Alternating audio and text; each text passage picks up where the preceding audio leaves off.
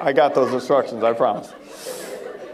It turned out to be one of the greatest nights of my life. I ended up jogging past the flame off to Kurt Schilling, and the Diamondbacks had just won the World Series 2 months before that. Just an outstanding evening. I still got it hanging on my wall at home.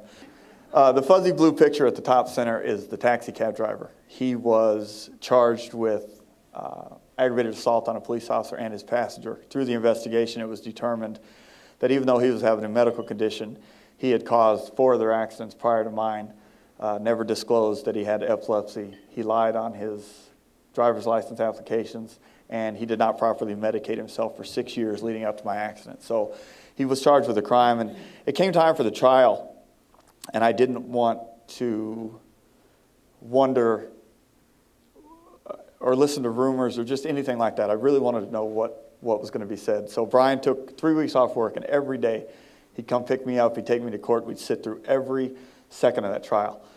And finally I went to the jury on a Thursday afternoon, and the next day, as it happened, Brian and Dawn were going back to Ohio to visit family, and I was disappointed because he'd been with me through everything since the accident and before, and now one of the biggest days, the verdict, he wasn't going to be here. I figured he'd come back Monday or Tuesday. So the next morning, they called me. I was at the Mayo at an eye appointment, and the prosecutor said, hey, we have a verdict. It took an hour and 15 minutes. So I called Brian and said, if you can make it before you go to the airport, that's great. And we got down there, and the courtroom was pretty crowded. My family, the defendant's family, a lot of police officers, a lot of media, and I didn't see Brian. My wife and I just sat in the front row, and we had decided we're just going to sit here quietly no matter what's said, and when it's over, we'll get up and go home. And they read the verdict. He was found guilty on all charges. And the courtroom kind of erupts, the media jumping on their cameras and cell phones, and the defendant's family was real upset. And Brian walked up, he knelt down, and patted me on the face and got up and walked away. He didn't say a word to me. And driving home later, my wife said, you know, that's pretty endearing. And I said, you just says what we've been through the past year. We can close this chapter and move on to the next. And again, I didn't think much of it. And when I woke up the next day, this picture was the front page of the Arizona Republic newspaper. And I thought that was pretty amazing that not only was it caught on film, but even the editors realized that a picture's worth 1,000 words. I was telling you how terrified of fire I was. And about a month before the accident, Brian and I were riding around together one night at work in our police car, and we started talking about things that happened to other officers. Officers have been killed in the line of duty. And usually it's a stranger from the police department that puts on a suit and tie and goes and knocks on your spouse's door and gives her the bad news, and that just didn't seem compassionate enough to us. So we had decided that night, something happens to one of us, the other one's going to go get our wives. And as we're talking about this, we started talking about an officer named Skip Fink. He used to work for Arizona Department of Public Safety. On February 18th of 2000, he was sitting on the side of the 60 in McClintock in Tempe. His car was rear-ended and burst into flames. And according to the witnesses, he was beating on the windshield and screaming, and nobody could get him out. He literally burned alive. And I've seen the autopsy report. He had no injuries. They had a benefit raffle at the Diamondbacks game to raise money for my family. And then they asked me to throw out the first pitch. And again, I'm pretty nervous. My right hand, this is all it does. I can't open or close the fingers.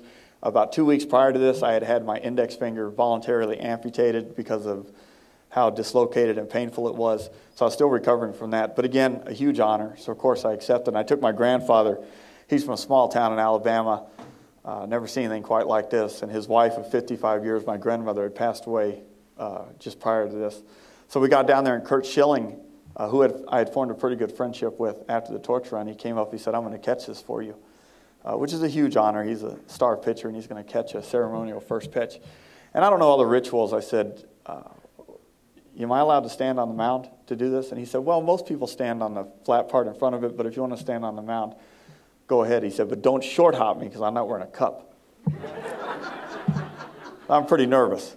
And I had tunnel vision like I've never had before. I'm just praying, God, please throw this ball all the way to his glove. And I gave it everything I had. It did reach his glove. And even more than the torch run, I was on cloud nine, walking back to the suite. All my doctors, my therapists, the firefighters, the cops, my friends, everybody who had been instrumental in my recovery process was in the suite with me that day. And the first people I saw were Brian and my brother, and they shook their head and they said, Jason, that was about 3 feet outside. You suck. So they keep me very grounded. 2 weeks after Mason was born, I finally returned to work. And that's a picture of Brian and our other academy mate and close friend, Shane. And the Phoenix Police Department was incredible with me. I was able to go back to work, ended up working my way up into the homicide unit where I spent almost 3 years doing my absolute dream job of investigating homicides here in Phoenix before I decided to finally retire. Phoenix Magazine did a story on us in 2005. I was working in homicide, my recovery process, and they sent a photographer over. He didn't put a lot of thought into it. He just had me sit on the floor against my couch, had my boys get up on the couch above my shoulders, and he left a picture in black and white. Great picture in the magazine. And at the end of '05, it was awarded Journalistic Photo of the Year for the state of Arizona for 2005. So that means a lot to me when they grow up to be able to give that to them and tell them the story behind it. Another great picture, this photographer had a great idea to put Susie's reflection in my sunglasses up close, and I think that picture speaks volumes for how we've done. And in closing, I would like to, I'm very humbled to be up here and have an opportunity to share a majority of my story. We have people, Gracie, Greg, my first night meeting Stephanie and Christian, which I have followed your story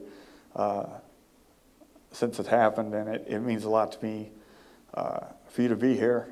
And Brian, Don, and I would like to say, because I don't get the opportunity very much, but for as much as my wife did for me and Brian's friendship, a big part of where I'm at right now I owe to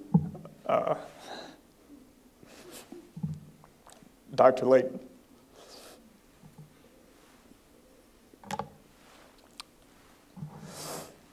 I am extremely happy when I look in the mirror every day. I am full of confidence.